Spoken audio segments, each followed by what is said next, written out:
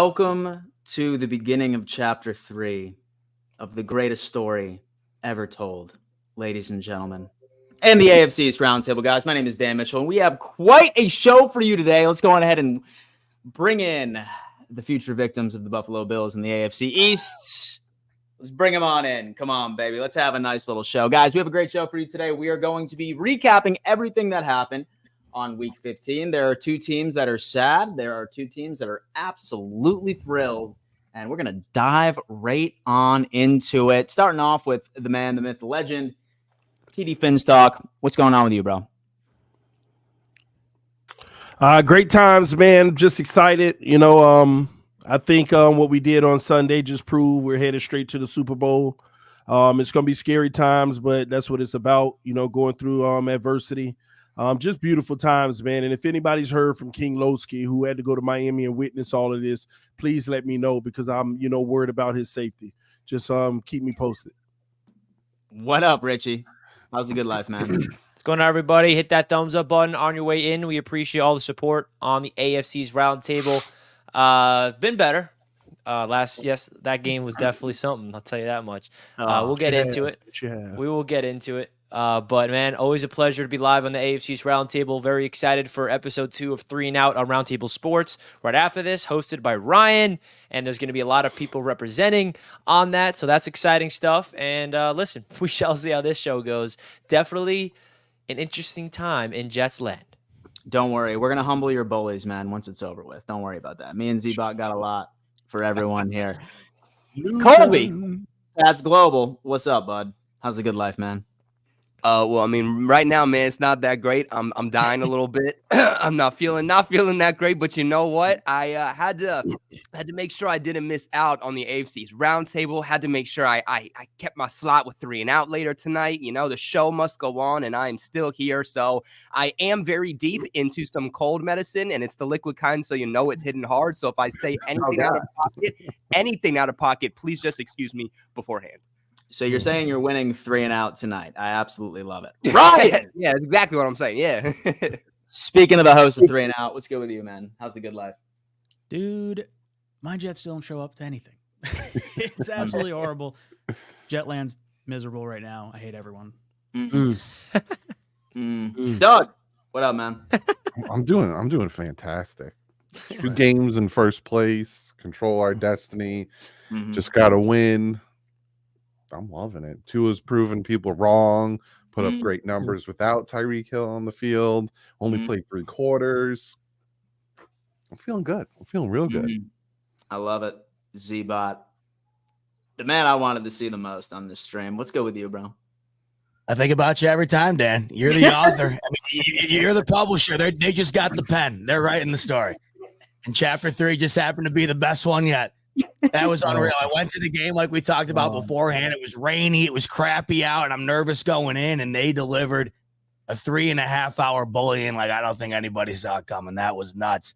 And I know TD right now. I know he's looking in that rear. What you know? I what you know? it. Oh, we're letting these guys off the hook way too easy after last week. Now it's on us for not. This is what I be talking about. Richie gave us the chance last week. Richie gave us the chance, and none of us believed it. And I still can't believe that happened. But you left. You opened the door a little more than you wanted to. They're coming. The boys are coming. Baby. All right, guys. Have no fear. We're about to talk about that game because I know everyone in here wants to talk about that game. However, we do need to give a giant shout out because as many of you know, Roundtable Sports has released our most recent merch line, and that just so happens to be our graphic tee collection. We've showed you several designs, but we have some new designs here, not only for Patriots fans, but also a couple more Miami Dolphins graphic designs to begin with. Now, listen, I obviously despise the Dolphins with a burning passion. Okay, but I will tell you what, this Mike McDaniel graphic tee that we have right on the stream is absolutely clean. It is absolutely clean. It's nice. I figured, you know what? Why not go on ahead and show a coach a bit of some love? We have that. We have a Javon Holland image that just ended up actually getting released onto the graphic store by itself. Very good design. Shout out to our merch partner, Paul.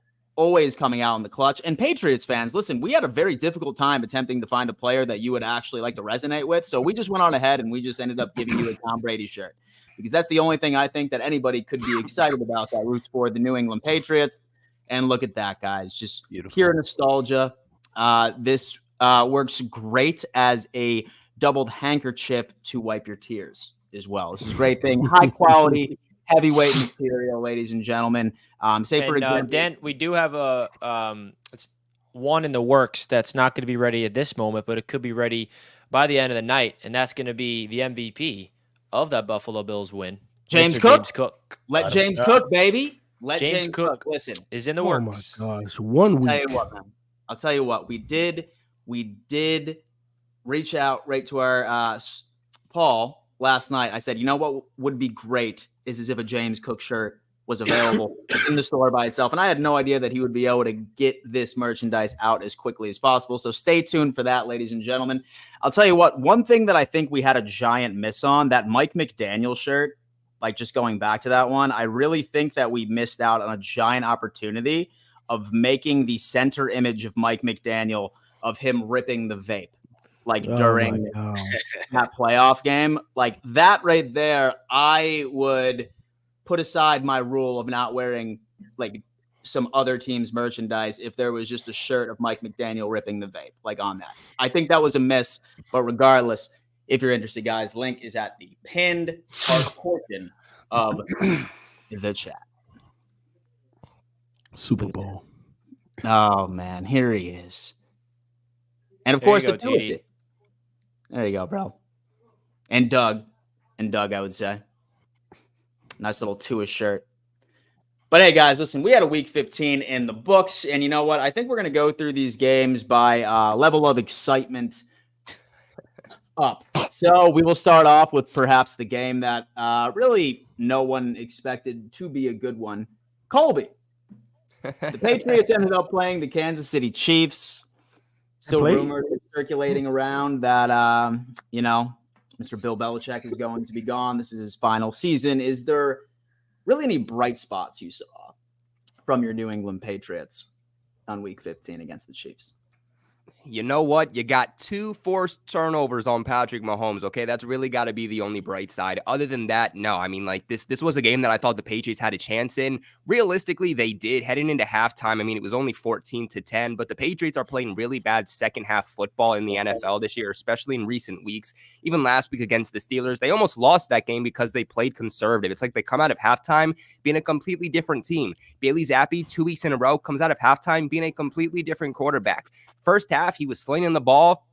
He was accurate. He was looking pretty good. Second half comes out, inaccurate passes, not taking care of the football too well, and just not going through his reads the way he should have been. I mean, this got away from the Patriots pretty quick. It still ended up only being a 10-point loss. I think a lot of people expected that the Patriots would have been blown out even more. But yes, realistically, this was never a game that the Patriots should have won. And if they did, it would have been a statement. You know, as for Bill Belichick at this point, I know a lot of Patriots fans don't want to believe it. I've gotten a lot of heckle for it, even on my channel. But at this point, you're seeing the play calling. You're seeing how conservative everything is heading into the second half.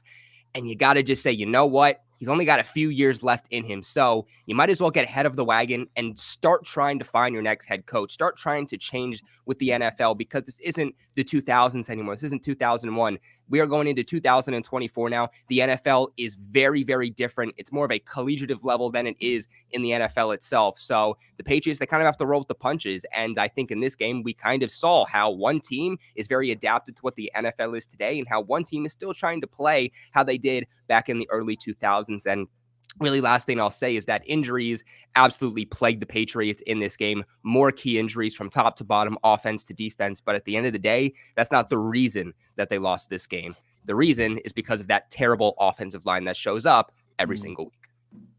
Now, Colby, normally what I would do is I would go around the round table here and I would ask everybody's take on that game, but I'm almost willing to bet no one watched the second of that game. So to eat up the remainder time of the Patriots game, tell us, okay, very briefly, who are you eyeing? Who would be your ideal head coach for the New England Patriots going into this season, next year? Yeah, look, Ben Johnson, Eric Bieniemy, these are both two offensive coordinators that I really think could turn around this Patriots organization. You know, I'm not against Gerard Mayo, and we do know that the Patriots and Robert Kraft even said during the Army-Navy game that, you know, they do believe in continuity. They believe in building from within the house already. Gerard Mayo is a guy that could do that. And if they want to continue to implement this Patriots system, this do-your-job system that they've built over the last couple of decades, Gerard Mayo is the best way at doing so, right? He's been their linebackers coach for the last 3-4 years or so. He also was a former standout linebacker for this team. So that would make a lot of sense, but I do believe that, you know, everybody says that defenses win championships. Well, I say offenses win games. And to win a championship, guess what? You have to win games. And you're winning games these days by being a premier offense, right? You can't win games. You can't go to the Super Bowl, be a postseason team, and win playoff games if you are only a defensive-minded team. You have to be able to put up points with the Buffalo Bills, with the Miami Dolphins, with the Kansas City Chiefs. And I think we've seen with several different head coaches in the NFL, especially these young ones who are offensive-minded, the changes that it makes to the organization. So Eric Bieniemy, Ben Johnson, the offensive coordinator for the Texans, who's escaping my mind right now, those are a couple of guys that I would definitely like to see the Patriots interview. And like I said, too, a lot of times we do see the, new head coaches in a new franchise. A lot of times they'll bring in new players that were with that former team, right? So if it's Ben Johnson, he could bring in a lot of Lions players that are free agents this year. And there's a lot of those. Eric Bieniemy comes in. He could bring in former Kansas City Chiefs players. He could bring in Commanders players, and there's going to be a good amount of those on the free agency board too. So those are definitely two guys that I'm eyeing. And so the Patriots, ladies and gentlemen, are close to a top 3 pick, maybe even number 1. Certainly stay tuned for 3 and Out later tonight. That is one of the topics where you can hear each and every single one of the representatives' takes.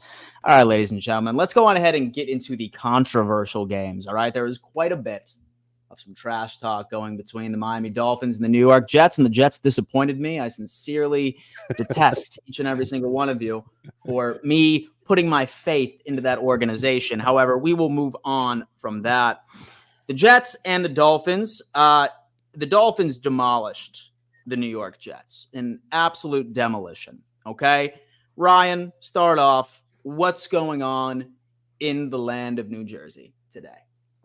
It's absolutely miserable. It's terrible. Our team didn't even show up. We can't get anyone to play. The offensive line was Swiss cheese. The defense didn't look good. It was the Dolphins B team. Everyone was injured on the Dolphins, and you can't get up to do it. I mean, it's just absolutely ridiculous. I think we just got out-coached. You heard some of the players say it. Lazard alluded to being out-schemed. Garrett Wilson saying, I guess I got to work harder in practice to get, like, first quarter reps or whatever. Like, it sucks. It feels like the players know there's more talent on this team than we're getting to see. I think it's a lot of it's coaching. I don't put a whole lot of blame on Zach. You know, it sucks. He got cracked, like 3-4 times, pretty good to the head. It sucks. It's really tail between the legs. You look good for 30 minutes against the Texans and then right back to same old Jets. So that's all I got to say. Richie, what's going through your mind, brother? What's going through your mind, dog? A lot, Dan. A lot, man. That was miserable. This is actually the first time I've ever talked about this game because there's been a lot of things going on. And for anybody in the chat that's wondering like why I ended my stream in the middle of the game, there's reasons behind it. Throughout all of the misery and all of the Jets' pain, I have been through every single one till the end of the fourth quarter in my live stream. But something beyond the Jets and football was a little more important in that moment, which is why I had to put that as priority. So please just know that I'm not as big as a sore loser as you think. Now, I digress. That game, right from the first time you saw Zach Wilson got absolutely crushed by Bradley Chubb and that fumble at the 1-yard line, you knew what was going to happen. The story of the season with the Jets feels like when something bad happens, right out of the gate, you know what's going to happen, right? You can go back to that game against the Chargers, that punt return. Okay. What are we doing here? The Buffalo Bills game a few weeks back. The first play, Xavier Gibson gets crushed and fumbles the ball, turnover. Like right when I saw Zach Wilson get killed, and that was the play he probably injured his head on, and Bradley Chubb completely demolished him. Like, yep, it's going to be one of those games. isn't it? And it spiraled, it snowballed. And I just got to tip my caps to the Miami Dolphins. They went out there and they completely played like the better football team, the better coach team, the more talented team, the more disciplined team. They just absolutely demolished us in every single facet of the game. And when it comes to the Jets' perspective, that was definitely one of the worst offensive line performances I've ever seen from the New York Jets in my entire life. And just to say that, just want to let you guys know, there's been a lot of bad offensive line performances from these New York Jets. So that's saying a lot there. And that's not just making excuses that the Jets' offensive line sucks. I got to give a lot of credit to the Dolphins' front seven, man. I mean, Bradley Chubb, Wilkins, even without Jalen Phillips, they got to Zach Wilson. He was pressured on 80% of his dropbacks. I mean, that is a ridiculous number. Zach Wilson had no chance from the jump, and the Miami Dolphins completely took over the game at the line of scrimmage, and that's what good defenses do. I think the scheme was brilliant. They did not allow Garrett Wilson any time down the field because the pressure was in Zach's face. They do a play action. Zach turns around. There's 3 Dolphins in his face, and he had to either dirt it or get sacked or get creamed. And then, of course, he gets knocked out of the game. There's a lot of speculation about, oh, did he get benched? Did he give up on the Jets? What's going on? I mean, bro, if you look at that play that Bradley Chubb hit him on, I mean, that was crazy. His entire weight landed on his head. So in my opinion, he just got concussed, didn't go back in the game, and Saleh said today that if he clears concussion protocol, he's going to play next week. But the reality is, man, it's just really frustrating to see that this Jets team, coming off a 30-6 rout of the Houston Texans last week, to go back out there with all the anticipation and the hype that Rodgers might return and, we have a chance to beat a division rival, the Miami Dolphins, to come up that flat. There's nothing short of just disappointment and frustration among Jets fans, and it's got to tip your cap to the Miami Dolphins. You guys definitely are, a team that's going to make a deep playoff run based off what I'm seeing from this squad, and, I'm humbled to say that we got absolutely killed. So congratulations, and we shall see what happens for the rest of the year for these New York Jets, because it's a dark, dark time, to say the least. I'll say it nicely, at least, right? And you're muted, Dan. It's okay. Got it. We will transition over to the winner's circle. Doug, how's life, man? It's good. It was good. Yeah, Richie ain't wrong. That first sack, I was like, oh, and I don't think it could be a concussion, but I think a lot of it had to do with, I think they saw Zach Wilson wasn't right, and I think he probably cleared concussion, but they were like, we don't need you to die, so we're just going to have you sit down and put Trevor Siemian out there. But yeah, the whole team was just completely dominant in that game. That was a defensive dominant game that Bradley Chubb seemed to have been pissed about the Tennessee game and how he was one of the major factors in us losing that Titans game. And he was like, I need to make a statement. And he came out and 3 sacks, 2 forced fumbles, made a statement. Speaking of statements, like I said in the opening, Tua Tagovailoa, he had a great game without Tyreek Hill, was making the throws, was making the pressure, making the reads. Yeah, he got sacked a few times. You even saw one where he got pushed and saw a little jiu-jitsu flip in there. It was pretty cool to see. I think overall my favorite part of that game was when Quinnen Williams sacked Tua and then he did the waddle and someone uppercutted him. And then the very next offensive drive was a 60-yard touchdown bomb to Jalen Waddle. It was just poetic. But this was a game that the Dolphins needed more than the Jets, and you saw it on the field, because if the Dolphins lost that game, the season wasn't going to look good for them. They win. Now you're on to Dallas, and the Jets start to figure their whole situation out and what they're going to do and go forward. I don't think they're going to fire anybody because Aaron Rodgers is coming back, but they got to figure something out. TD, your thoughts?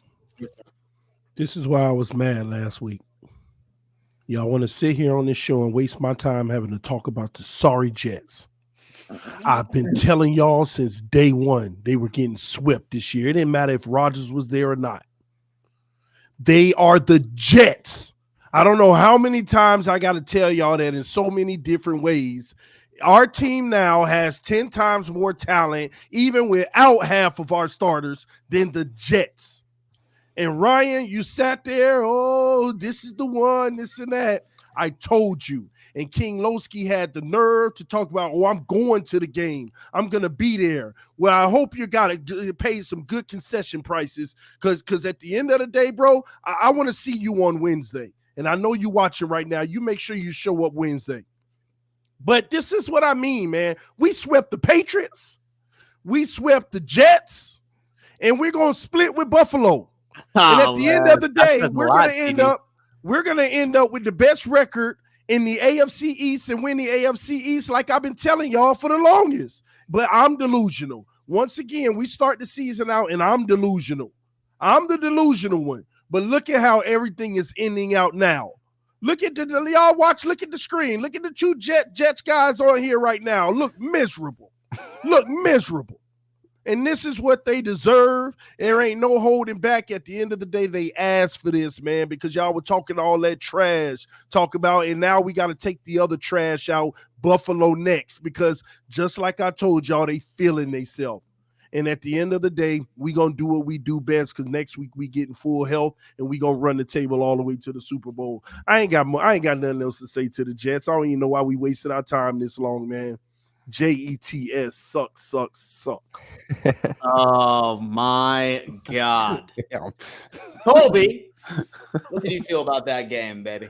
Quick take. Look, I've said a lot of crap at times about the Miami Dolphins, but look, when you're able to blow a team out like 70 or whatever the heck it was against the Broncos, 30-0, like no matter how bad a team is, you have to give respect when you're able to pitch this many big blowouts. Like, it doesn't matter if you're playing against bad teams. To do what they're able to do is not an easy thing. I still stand by what I said. Look, you have your toughest part of the schedule, and I'm not saying the Miami Dolphins can't win these games, but I'm saying this is my true test for you guys over the next couple of weeks. If you guys can win 2 of these games, you know what? You are a true Super Bowl contender, and that's the only thing left that I have to see from the Dolphins to really confirm it, because they have the weapons. Without Tyreek, they were able to go out, use their next number 1 wide receiver in Waddle, and make sure that, you know, he gets utilized correctly, and that they were able to run their offense through him. Even without a true run game for the Dolphins in this game, they were able to still find success through Waddle without Tyreek. And that's definitely easier said than done. And they were definitely able to do it. In terms of the Jets, like Richie said, an 80% pressure rate. As a Patriots fan, I know bad offensive lines. I understand how that can affect the game. You're never going to win that way. 6 total sacks allowed between Zach Wilson and Trevor Siemian. At this point, I mean, the Jets, they're not making the postseason. They're officially eliminated. So there's really nothing for them to look forward to at this point anyway. But, you know, one thing I will say lastly is, if you are trying to be a successful team, just look at the teams with the best offensive lines in the league, right? The Ravens, the Lions, the Chiefs, the Bills. I think the Dolphins are like fringe top 10. Most of the teams with a top 10 offensive line are postseason playoff Super Bowl caliber teams. So again, I think offensive lines really, really go a long way to dictate what your offense allows you to do. Mm-hmm. Z-Bot, what's going on, man? I didn't get a chance to to watch that game. I was at the tailgate, but actually somebody did have it on a TV that was hooked up to the truck, which I always think is amazing that somebody goes through all that effort to do that. I was stunned though to see the score be what it was before we headed in. I had thought that with Tyreek out, coming off a tough week for Miami, where you might wonder with the injuries and after kind of having a collapse at the end of the game last week, that it'd be tough to come out and do what we know they're capable of doing against a Jets team. I didn't think that they would win in the fashion that they did. I also thought the Jets might have found something over the last couple of weeks to kind of give themselves a bit of, you know, a fighting spirit going into the end of the year here. Neither of those things worked out. Dolphins ran away with this one, never looked back, dropped the hammer. And it's once again the same Miami Dolphins we've seen. That's why even I was so stunned at what had happened last week. They do this to the teams that they should do it against. But as everybody's referenced earlier, before I started talking about what I had seen, this next coming month, this is, you know, going to show everyone, Dolphins fans, non-Dolphins fans, somewhere in between alike, what these Dolphins can be going into the postseason. This is as good a representation, I think, as any team in the NFL is going to have, as far as showcasing what their potential can be in the postseason. So they win in a fashion we're accustomed to then winning in against teams like the Jets and other teams around the league who we know Miami is better than. This upcoming month should be interesting for the Dolphins and overall for the landscape of the AFC playoff picture. And the Dolphins obviously being primarily, you know, one of the leaders in the gatehouse right now. We'll see how it all finishes up, but they took care of business yesterday, as we all thought they probably would. The fashion in which they did, though, they got back to classic Miami Dolphins football in 2023. We'll see if they can get it in gear with 3 really tough upcoming games to end the season here.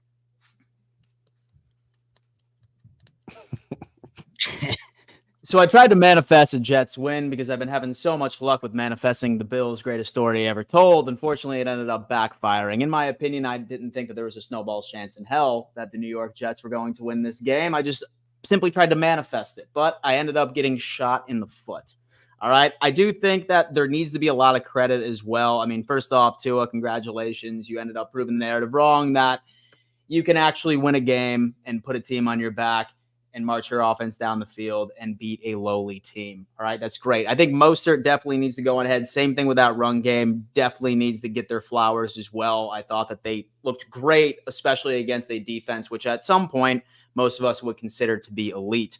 It's funny because I feel like when it comes down to the majority of the teams in this division, we ended up going through a stretch of our taste of the playoffs, the playoff preview of going up against these teams that are, hey, these teams are actually playoff caliber teams. Let's see exactly how they're going to rise up to the occasion. I think the Dolphins have a wonderful opportunity right now, especially with how healthy they are, to really make a statement. You have the Dallas Cowboys, who are absolutely pissed off, got embarrassed from the Buffalo Bills this past Sunday, going into Miami.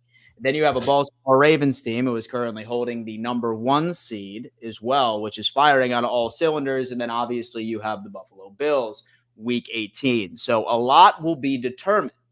A lot will be understood at the end of these 3 weeks. Now let's see if this team is as good as everybody is attempting to make them out to be.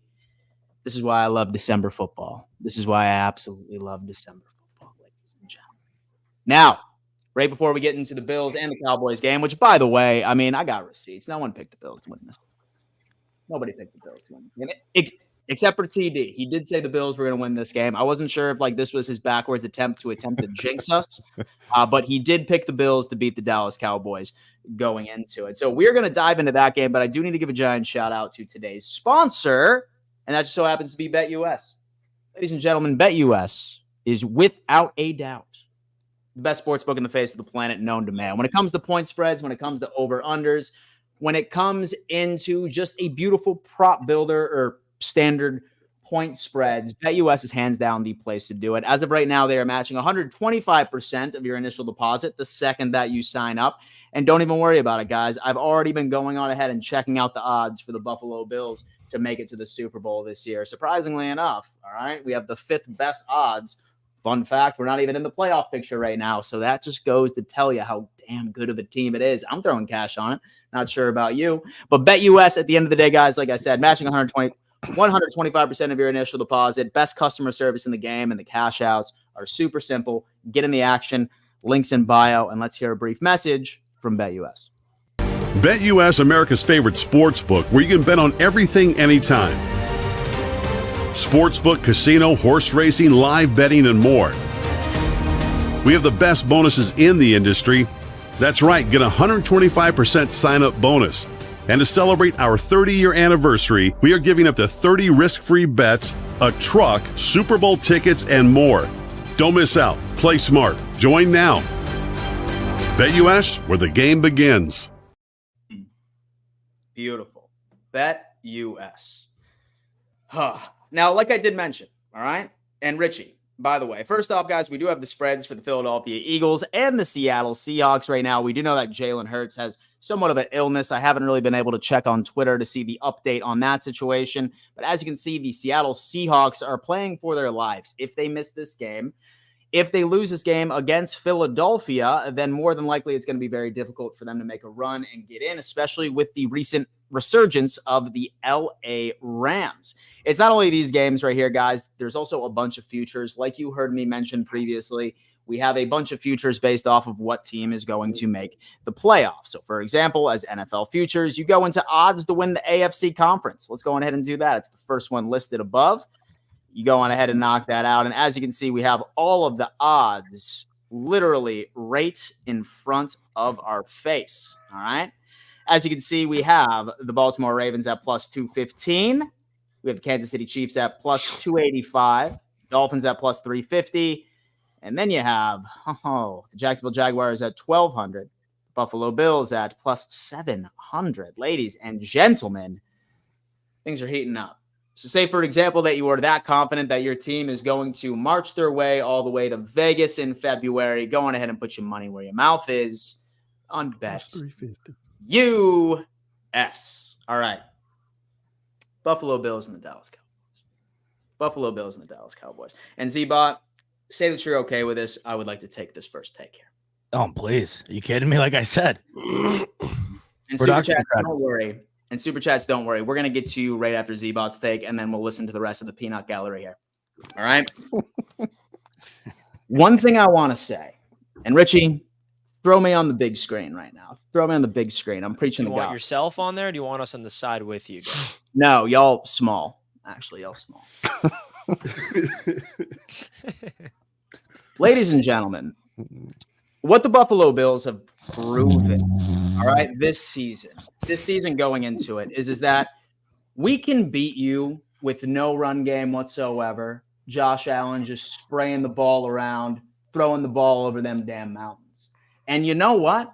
They proved last night, which was something that I was not expecting in its entirety, that the Buffalo Bills can beat you with their star quarterback literally putting up numbers that he normally puts up in the first quarter alone. Last night was an absolute godsend and a solidifying factor that this team is going to carry its momentum all the way through December. I mentioned previously that we had a taste of the playoffs. We had a trial run of exactly what we were going to perform in the playoffs if we were to go up against teams like that. And the way that I look at it is that we lose the Philadelphia Eagles by an absolute miracle field goal. We beat the Kansas City Chiefs, defending Super Bowl champions, and we absolutely punch a Dallas Cowboys team who many had crowned the best team to grace the NFL in absolute years. Now, a lot of people are going to try and say, oh, yeah, whatever, man. You lost to the Jets. You lost to the Broncos. You lost to the Patriots. Ladies and gentlemen, let me tell you something, okay? Because I understand you only watch highlights. You look at box scores. You pay attention to your own team, all right? Well, let me tell you what. It doesn't take somebody with a high IQ to understand that this Buffalo Bills team under Ken Dorsey as offensive coordinator and Buffalo Bills team under Joe Brady are two entirely different teams from then on out. Stephon Diggs, who many of you like coming out saying that he's the one that carries this offense. I'm not sure about you guys, but he's been virtually a ghost for the past month since Joe Brady has been here. We have been mixing in the run. James Cook, let that man cook. That's 200 yards all purpose, rushing, passing, you name it. Shout out right to the offensive line as well. A overall, scary Micah Parsons. Literally a non-factor in the entire game. This offensive line, out of every single rush play and rush attempt from James Cook, he was only touched once out of 25 attempts at the line of scrimmage. How crazy is that? The thing is that now this team is no longer one-dimensional, right? Teams, defensive coordinators, they can't just go into the game and just be like, okay, we know the Buffalo Bills are just going to have Josh Allen throw 40 pass attempts and go into this entire situation. Now we have proven that we can go on ahead and we can thrash a team on the ground with a brand new offensive coordinator going into it. So teams really don't know what to expect. The Bills have proven offensively that we can beat you any which way. It doesn't matter. And as far as our defense, I'll tell you what, I feel like I'm even more proud and flabbergasted by our defense's performance last night by holding the Cowboys to the least amount of points all year at 10 with how injured we were, with no Micah Hyde, no Daquan Jones, no Trey White, no Matt Milano. Things are looking good right now. And you know what? Listen, I'm going to end this with this. Forget about the AFC East being worried. The NFL should be worried. The Buffalo Bills are the best team in the AFC, the only team in this league right now that I legitimately would be concerned about. And I would be like, you know what? It's a 50-50 would be the San Francisco 49ers. And we don't got to play them until we go to Vegas. Right now, the Buffalo Bills are going to continue to dominate December, in which that we have for the past couple of years. And everybody should be scared because I'll tell you what, Buffalo Bills are going to be the third seed in the AFC playoff picture. And don't worry, Dolphins fans, you'll make the wild card and play the Chiefs 2nd and 7th round going into it. James Cook is out. Let's James Cook, baby. Graphic tee selection. Just ended up getting that out. Let the man cook, baby. Honestly, it was a game. My heart has been touched. Last night, I literally fell asleep with a cheesing smile on, like not like a slight smile, like while I was dead asleep, literally cheek to cheek, teeth showing, smiling last night because I know this team is back and the thorn in our side was always Ken Dorsey. Shout out to Joe Brady for saving this season. Z-Bot, what you got, bro? That shirt is fire. I absolutely have to get one of those today after yesterday. I still can't understand what the hell happened yesterday. It doesn't make any sense to me at all. I thought the Bills would have a very decent shot at home in that element, winning that ball game, especially with the way Dallas came off of their victory against Philly. They've been trying to get past Philly for a bit now. That was their big target game. Obviously, the Chiefs game for the Bills was similar, but the Bills have more to play for right now than Dallas. And I understand Dallas still playing for the 1 seed to win the NFC East, but they're in the playoffs. The Bills still fighting for their lives there. They had more to play for, therefore they'd be more desperate. I felt like going in yesterday, I liked the Bills' chances. But what we saw yesterday, I don't even know what team came from Dallas and showed up on the field. As much as the Bills went out there and dominated and played great and put themselves in a position to win the game the way they did, I thought it was even equally as disheartening from a Cowboys perspective, just how awful they played. I could not believe the lack of answers for anything, the inability to stop the run even once. That was as big a bully job as I've seen a defensive front take from a run game in a long time. And that's coming from a team that does not run the ball with that efficiency that frequently. And that's why I love the hat you got on today, Dan, because the one thing that I think the biggest difference, the one thing that I think you find yesterday that you could say is the biggest difference between Joe Brady and a Ken Dorsey-led offense is that Ken Dorsey would go away from the things that would work just for no reason. The Bills would be getting a vibe, whether it be on play action, out of the gun, throwing the ball, running it, whatever, and all of a sudden they would just go away from it. Yesterday, Joe Brady said, look, if they're not going to even attempt to stop this, we're just going to continue to do it. And that's the first game since Josh Allen's became a Buffalo Bill where you could have put out anybody at that quarterback position, and the Buffalo Bills are winning that game by 2 scores. You can't come close to saying that about any other game. And it just so happened to be in a game where the Bills not only had to win to keep their playoff lives alive, like I said, yeah. But not only that, but they came against a team that many were saying going into that game, one of the best in the NFL, certainly one of the best in the NFC, threatening for the 1 seed in the NFC. The way it happened, where it happened, how it happened, it's still boggling my mind. 31-3 up until the Bills took their scrubs took their starters out, put their backups in on defense, and Dallas went down and scored their lone touchdown in the game. I haven't seen dominance like that in a while from these Bills, and we have seen them dominate in several games, not only this season, but throughout, of course, Josh Allen's time here. But against a team like that, in a setting like that where they needed it, in the way they did it, James Cook out of nowhere, looking like a running back who's Hall of Fame bound yesterday, was unbelievable to me. I don't think anybody saw that coming. But like you said, Dan, and I think it's a great point, the credit to Joe Brady for doing the common sense elements of the game, right? Implementing the common sense elements of the game and sticking with them. There was such a lack of common sense, I felt like, with these Buffalo Bills under Ken Dorsey. And that's why when you'd watch it would be so frustrating, because you'd be like, why aren't they doing the little things right? They've been doing the little things right seemingly ever since Joe Brady has taken over, and it's resulted in their best play since earlier in the season. And that game was not only a massive win for moving forward, trying to get into the playoffs, but an overall statement that these Buffalo Bills are not only trying to do that, but are trying to make a run if and when they can get in. It's going to be a beautiful thing. It's going to be a beautiful thing. And ladies and gentlemen, let's go on ahead and look through some of the super chats right before we end up taking the takes from the rest of the round table. Let's start off. Life of Oz is coming in saying, Jets said Cancun on 3 before the game. Life of Oz, thank you so much for your contribution to the channel and the chuckle. Thank you so much. Mike said it last week, the Finns were a sleeping giant, but we're awake now. Dak won't make it all 4 quarters. Interesting. Super Dave Boston, Finns fans, with the Cowboys on the horizon, wear your brown pants this week. Super Dave Boston, He's coming in saying that Fins fans should be terrified of the Dallas Cowboys. Dolphins Uncensored is saying, Hickory Dickory Jets. Richie, it's time to root for the Mets. Let's go Mets. They both are go, Doug. letdowns. Why not root for the Browns? Because Knicks finished second to the Nets. We got Dr. Yamamoto Seuss in soon, here. baby. Thank you so much. Wow. Thank you so much for the poetry. I appreciate that. Michael, $5 donation. Thank you so much. Fins up. Bills catch up. I love this last home stretch for the Bills to get all their hopes high just so we can crush it at the end. Worry about the Cowboys and the Ravens, my friend.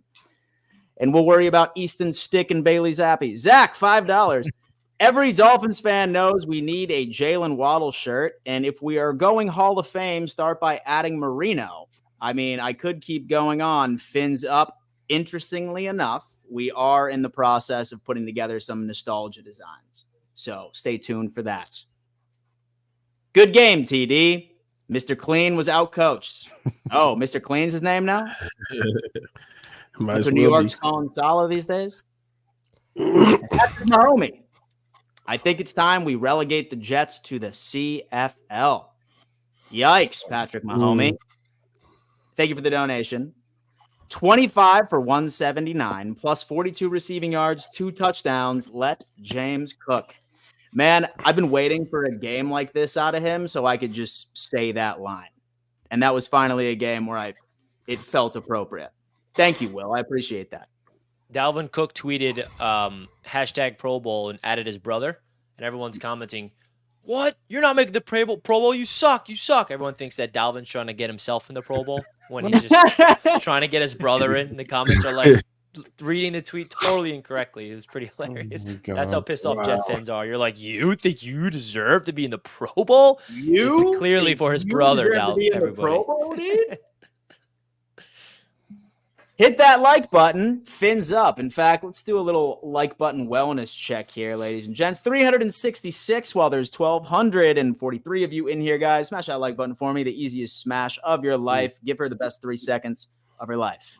Mike, DBFlow716 is saying, TD, stop fronting. You stay contradicting yourself. You can't post your late night Dolphins are in trouble videos. Then come on here all confident. Damn, Why dude. can't I? Why can't I? The Jets, look what they did. Why can't I say what I wanted to say? He We slept still on got it, concerns in Miami, and we're going to overcome them. But why can't I? The Jets are trash. You got to get over it, man, and just take it as it is. New England is trash, and Buffalo got the little light that they have, but I'll break that down in a moment. This is a Dolphins fan saying that, TD, by the way. Well, hey, then at the end of the day, if you watch my he can't be. He can't be Richie. Because if you watch 716 in there, I'd be Mike shocked DB Flow 716. I don't know. He got the B Flow in the comment. Onward. Zach Wilson went from being the AFC Offensive Player of the Week 1 week back to third string quarterback the next. LOL. That is incorrect. He is not the third string quarterback. He will be starting next week, and he has a concussion. He won an AFC Player of the Week? It's awkward. Yeah, last week. In that Texans game. Him and DeVito, baby. Him and Tommy Cutlets, baby. The game of his life. Down bad. TD performs another masterclass on you bottom feeders once again. Dude, y'all are setting yourself up for so much pain, and you do it every single year. I don't even feel bad anymore. M. Holvey is saying, if you don't think the Bills are the best team in the AFC, then you are a clown. You know who Preach this is, it, Dan? M. Holvey? Who is that? It's my brother-in-law, Michael. I knew met it. him. Yeah. Mike, Love that. thank you for Screw spreading you, the Michael. gospel. Thanks for the $10, though. He's, Thank you for he's in the spreading other the room. gospel. So, all right, y'all. As promised, we want to go on ahead and read Wait, this. just got last 4 week. more. Oh, we got 4 more. Waiting for Wilkins to pinch Allen's family jewels again. Sam, wow. He'll flop harder next time. Hey, listen. First off, man. Okay, listen. If your quarterback doesn't flop for your team, then I don't want that quarterback on my damn team, baby. For a dude that's as That big as tells Josh me- Allen, that tells me he it's wants like to win, LeBron baby. flopping. Come on, man. exactly. I love it, dude. I'm not gonna trash my And quarterback. it's the head. It's the head. You touch him and he goes, oh. I love it. Yeah, he's got it down to a science. And then he I love stared at the ref like this. Hey, Hey, listen, stop hating on greatness, all right? Listen. And so he's leading the league in, yards and Flopping, yes, touchdowns, I and agree. also these Flops. absolutely theatrical performances as well. Dolphins Uncensored is saying, could you imagine the motivational speech Dean McDummy would have had about the Jets Oh my if God. Bill smacked them Fins did? Damn. Andrew, dat bum TD ain't nothing but a bum. $2 donation. Hit it, Ryan. Hit it. Hit it, Ryan. Oh, man. Come on, John, Ryan. I know you have it. Hit the button. all right. John there it Sard is. is coming in afterwards. And then this is an update on the merch. James Cook is number 4. Latavius Murray is number 28. Cook recently just changed the 4 this year, right, Z? Yes. Yeah, he was 28 last year. So we will So get we that had these updated. graphics cooked up for a while, so we'll update the graphic tee to update James Cooks to be number 4. So our 2 apologies number there. 4, ladies and gentlemen. Apologies. I know we got everyone excited about. Is what it is. Or, worst case scenario, that's the limited edition. The rookie Edwin, edition. $2. Doug, you're cool. TD will cry soon. Edwin. I hope not, man. I hope I'm not crying soon. The habitual line stepper saying, y'all better make that 3rd seed Bills Mafia. Either y'all don't make it or Bills get knocked out by a Burrow-less Bengals. You have way too much faith in Jake Browning beating Patrick Mahomes, my friend. Jay Grizzly, fins up. My wife says you guys are the only decent thing I watch on TV. Love your guys' content. You're all trendsetters. Well, thank you, my friend. I would also be curious to see what else you watch on TV. All right. Please hit that like button once again. If you agree with Jay Grizzly that we are one of the only shows that your wife approves that you watch. All right, let us know that. And let's go around the table real fast. Let's talk to Doug first on your overall reaction of the Buffalo Bills and the Cowboys game. So there's a few things. I was listening to you and Z-Bot, like I normally do. I was writing some things down, some things I was noticing while you're saying it. Dan, first off, Dallas Cowboys weren't thinking they were the best team in the NFL. It's the 49ers, but I know where you're going with it. They were feeling themselves. Going into this game, I was hoping the Cowboys would win. Just so, when we win next week, clinch the East, it's, we don't really have to worry about much, move on from there. But going into the game, if you actually looked at the Cowboys and you looked at how they played on the road, this is not surprising at all. 2.4 touchdowns per game on the road versus 4.4 touchdowns per game home. It's like drastically different.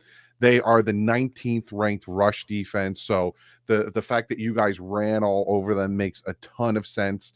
Especially because, Josh Allen, the past few games, against Kansas City, against Philly, he had a 68.8 passer rating against Kansas City.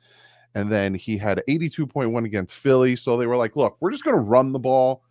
Don't worry about it. He'll run the ball. Joe Brady came in, changed the system, fit the system that fits Josh Allen the best, which is let's not confine this man to one thing. Let's have him be Josh Allen. Let's have him be the playground quarterback. Like the one pass I will give Josh Allen that I was like, are you flipping kidding me? Was against Kansas City where he was getting pushed out of bounds and he made that throw. That made me hate him even more than I already do. I was like, are you kidding me? He made that pass. Now the catch, on the other hand, that we don't need to debate that. That was last week's game. Yeah, we just cut that video off. Yeah. Going into this game, I wanted the Cowboys to win, just like you guys want us to lose to the Cowboys and the Ravens. It's a rivalry. It is what it is. But I fully expected you guys to win. Cowboys play like trash on the road, especially, I think, they've won like 3 games in cold weather games. Like, you had the home field advantage. You had the weather. You had all that stuff. So it was a good game. You guys came out and you the past 2 weeks, you have shut a lot of people up because a lot of people are sitting back watching the Bills being like, they're not going to make the playoffs. And all of a sudden you beat Kansas City. Okay, do 2 weeks in a row. And then you did 2 weeks in a row. And now everyone's like, all right, they got cupcakes the next 2 weeks.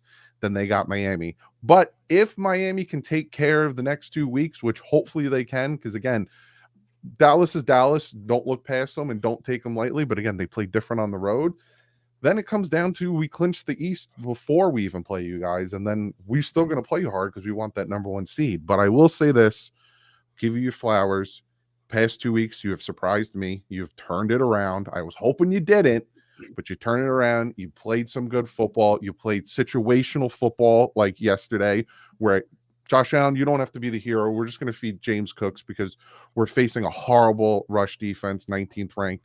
We're just going to run it down their throats. Played good. Joe Brady, you made the right move, switching systems and going to a guy who's going to trust Josh Allen, and you're doing your thing. That being said, you're not winning the division. Ryan, what's up, man? What are your thoughts on this? Dude, impressive. I like with my Jets being out, I just kind of, I don't know. I can watch with clear eyes to the other division rivals. You know, watch Miami and be honest, like, dude, they beat the ever-living snot out of us. Look at Buffalo, just do what they did to Dallas. It's impressive. You guys have teams that I wish our Jets could like emulate. Josh Allen, again, impressive that he doesn't have to do anything in this game, and James Cook just goes off. I love James Cook coming out of Georgia. I thought he was an awesome running back. I thought it was a great addition for you guys last year. Nice to see him really go off the way he did. I think you guys are going to be really tough to beat the rest of the way out, and I'm rooting for the perfect ending, or not the perfect ending, but the beating of the Dolphins in the first round of the playoffs. I think that would be fun, cool discussion, at least to see the matchup happen. But you guys are going to be tough this time of year. Josh Allen, big boy football in cold weather. I think it's going to be challenging if we have to go up there, or not we, but other teams have to go up to Buffalo. Colby, what you got, man? Look, I know that a lot of Dolphins fans might not like me saying this, and maybe a lot of teams in the NFL might not like me saying this, but over the last few weeks, and this might be the cough syrup talking, but over the last few weeks, the Buffalo Bills have played some of the hottest football in the National Football League. I'm not saying the hottest, but I'm saying they have played some of the hottest football over the last few weeks. Look, they pretty much blew out the Jets for the most part, and I know that the Jets were still able to score on them, but it was a very similar score to what the Miami Dolphins were just able to do against the Jets, right? They really should have realistically beat the Eagles. They go ahead and they beat Kansas City. They go into this game, which I really don't think, like Dan said, I really don't think realistically a lot of people thought that the Buffalo Bills were going to win this game. They put up an absolute statement game against one of the hottest teams of the National Football League right now, with arguably the best defense in the National Football League right now, and they win a game that wasn't even close, 10-31. Look, at the end of the day, you guys really didn't do much offensively. It really was James Cook that really was your offense who won this game for you at the end of the day. It wasn't Stephon Diggs. It wasn't Josh Allen. Obviously, James Cook led you guys in rushing yards. He was a few yards away from leading you guys in receiving yards too. He was your MVP of the game, but your defense also did something that was very hard to do. You guys were able to shut down Dak Prescott to only about 130 yards. You guys were able to shut down Tony Pollard to only 52 yards. You guys were able to shut down CeeDee Lamb, who's one of the hottest wide receivers in football over the last month or two, to only 53 yards. And you guys did that while being injured. Now, look, I will say, of course, we do know that the Dallas Cowboys were dealing with illness and whatnot, so I don't think that they were 100%. That has to be said. But at the end of the day, to still do what you did and make this a game that really wasn't even close is an absolute statement. And if I'm a Miami Dolphins fan, realistically, the Buffalo Bills are in it. That's not me being a Patriots fan or being petty. I have no reason to give an absolute crap who wins the AFC East, because I don't. It's not the Patriots. I don't care. I don't care how it plays out between these two teams at the end of the day. But the Bills have one of the easiest schedules remaining, as were the Dolphins, according to PFF, have the hardest remaining schedule. So it is still realistic that the Buffalo Bills are competing for the AFC East to end the season. Week 18 is going to be a movie. TD, what up, man? Your thoughts? Speak to the people. PG-13. Speak to the people.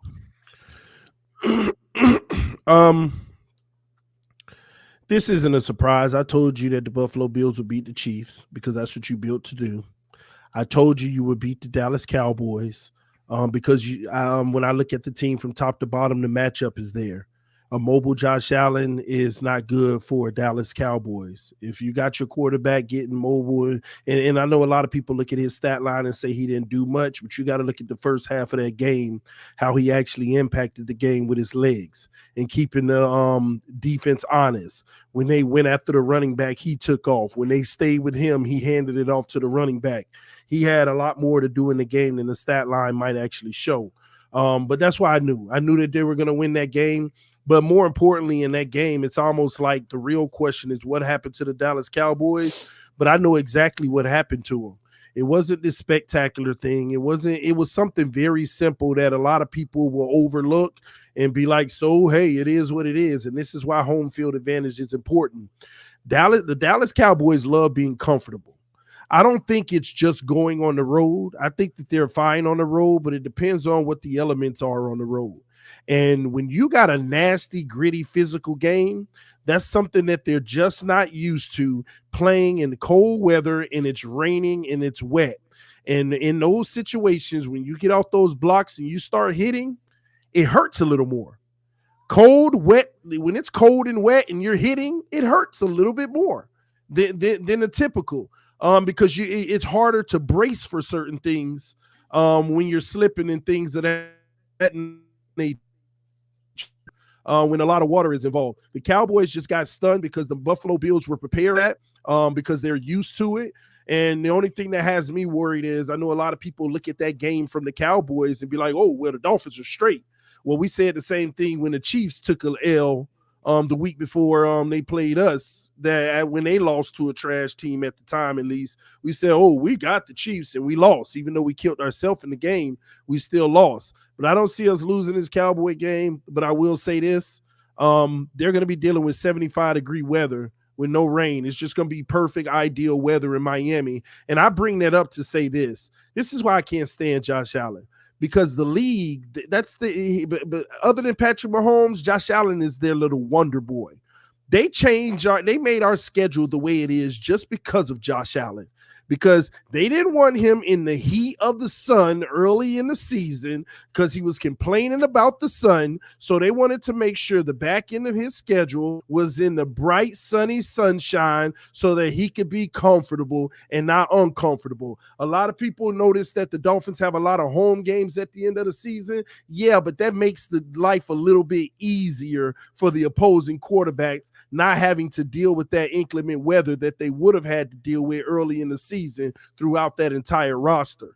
I don't like that element of it, but the Bills, I'm gonna be honest with you. I've been telling y'all, I haven't been shying away from the truth. I told you you're gonna beat the Chiefs. I told you you're gonna beat the Cowboys. You're gonna beat the Patriots. You're gonna beat the Chargers. Okay. But the only thing I care about is Miami winning the next two, where the last game doesn't even matter. It doesn't even matter. We'll get our 12 and we'll win a division. It won't even matter for us, okay? And then the 13th one will be on the line for probably the AFC. So as a Dolphin fan, I already know what time it is. Bills are in a driver's seat to make the playoffs, but they're not going to win this division because we're going to take care of business the next 2 weeks, man. So good job, Bills. Like I said, Josh Allen doing what he's doing now. It's hard to beat the Bills with this version.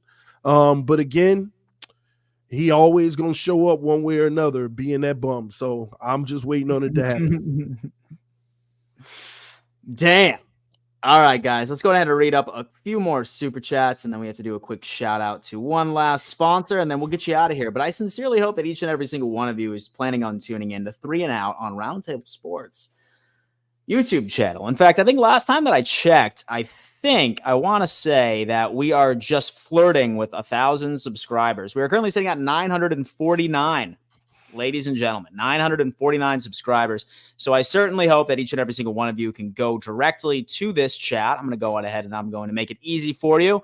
I'm going to pin this at the top of the chat for each and every single one of you guys to come in and tune in. Ryan will be hosting, myself. We have UCF Jaguar. We have Colby. Bats Global is going to be a representative. And then also a Panthers YouTuber by the name of Clay Rob. All right, Richie, thank you for – wow. All right. Yeah. Just vote for me. Just vote for me. I was going to – Hey, guys, help us out. Let's get the 1,000 subs on Roundtable Sports YouTube channel, guys. Would really help us out. We're really building something special over here. And my favorite part about what we're building is that everybody in the chat is part of this.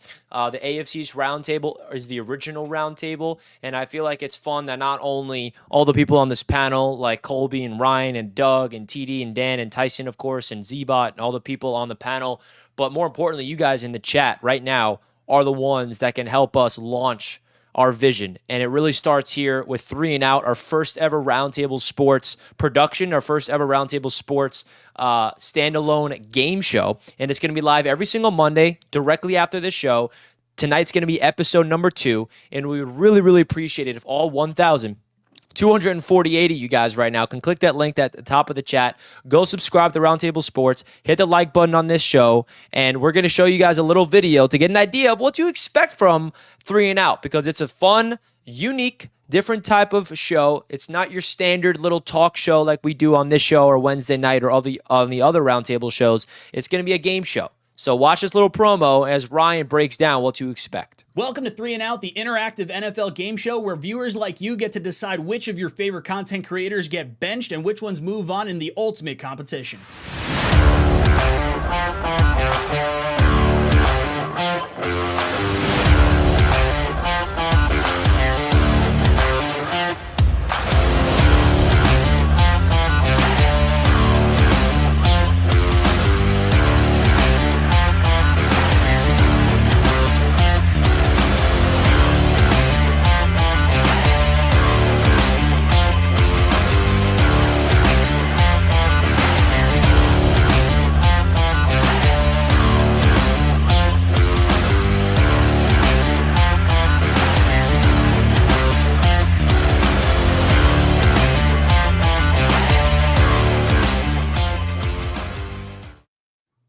Very excited for episode 2 of 3 and Out, guys. Don't forget, go subscribe over there. We're at 966 subscribers. This is the channel. This is the channel that is going to be, we are really excited to continuously launch. And remember, episode 2 of 3 and Out is live directly after this show, hosted by Ryan, Dan Mitchell, Patriots Global, UCF Jaguar, and our new friend over there representing the Carolina Panthers. Please support us over there by simply clicking that link at the top of the chat. Go over to Roundtable Sports. Come on now. We're at 971 subs. Let's at least get this to 1,000 subs by the end of this show, because there's over 1,000 people watching this live, and all we need is 30 of you guys to get us over that marker. So click that link, go to this show, and subscribe to Roundtable Sports, because this is just the beginning of something special, the first show of many on Roundtable Sports.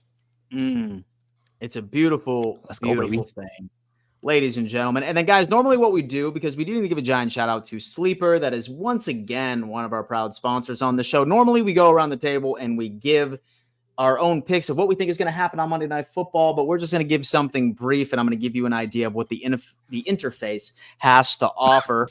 As recently mentioned, this show is also brought to you by Sleeper. Sleeper is hands down the number one when it comes down into player prop betting. It's super simple. Literally just pick over or under whatever you think these specific stat lines from your favorite players are going to be going into it. So super easy and clean interface. As you guys can see, we have Philadelphia and Seattle for this evening. So say, for example, that you really wanted to put your head together, do some research, and figure out the perfect parlay. I'm going to go on ahead and just make I'm going to try and cook up something here and there. I'm going ahead and throw a rush TD in for Swift's reception touchdown, anytime touchdown, fantasy points. This is pretty rough, especially since the game is just starting off. One last time with Kenneth Gainwell. We'll do this. We'll do that. We'll do that right there. Times 100 odds you can get up to here, ladies and gentlemen. If, for example, this were to hit and you were to just put a simple $10 down, that's a 100x multiplier sitting at $1,000. It's super simple. Just go on ahead and just pick over or under what their projected stat line is. And by using that code that is in our description and using code AFC East, they're matching 100% of your initial deposit all the way up to $100. Sleeper is where it's at. Highly recommend you go on ahead and check it out, especially since some of you might be getting into a situation where, we just have to figure some things out. And that link, guys, is also pinned at the chat. It's easier to just click that link and download the app organically through the app, because the code is automatically put in. Put $10 in. That's all you need to put in. You get $10 free. You put a $10 bet to win over $500 if it hits. Really, really low risk, high reward type of betting here, but please bet responsibly, and we appreciate you guys supporting not only all the things. Right, CD, and I'm a Fins fan. The Bills punch the Cowboys in the mouth, but when they come to Miami, they're going to leave with a bloody nose. That's about it, though. They ain't going to leave with a W. Duran is saying, Dan, I need one of those shirts, but with Bruce. My friend, you're going to love exactly what we got cooking up. Trust me, you're going to love exactly what we got cooking up in the merch store for the AFC East round table. Gentlemen, it's always a pleasure doing these with you guys on Monday. Ladies and gentlemen, make sure you go over to 3 and Out. It's starting in exactly 20 minutes. I look forward to seeing each and every single one of you there. See you on Wednesday. And above all else, always remember, it's the greatest story ever told. Peace. Let's go. See you guys at 3 and Out. We're going to play the video one last time in case you guys did not see it. 3 and Out starting in 20 minutes. Go support the second episode of our brand new show presented by Roundtable Sports. See you guys in 20 minutes. Let's go. Welcome to 3 and Out, the interactive NFL game show where viewers like you get to decide which of your favorite content creators get benched and which ones move on in the ultimate competition.